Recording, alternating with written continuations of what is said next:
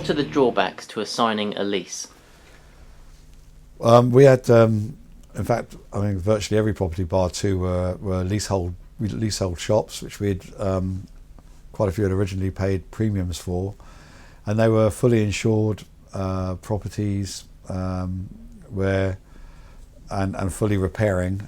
So there's something called schedule of dilapidations, for example, where you have to put the property back in exactly the condition that you received it in or signed for to begin with, which can be a trap. But if you want to move premises, say you don't want to have a showroom anymore, you don't want to have a factory anymore, you want to move to bigger or better premises, the lease that you signed is for the rent for the whole period of the lease, and that's the commitment that you made. That's the contract that in fact you signed when you signed the lease.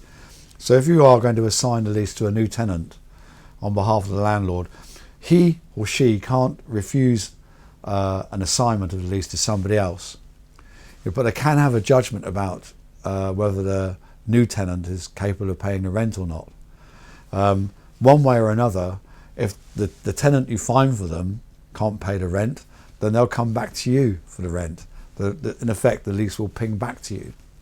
So if you're going to assign a lease which you've signed for 2, 3, 5, 10 years, whatever it might be, if you're going to assign that lease to somebody else, then make sure from your own point of view that they are able to pay the rent for the whole of the unexpired period.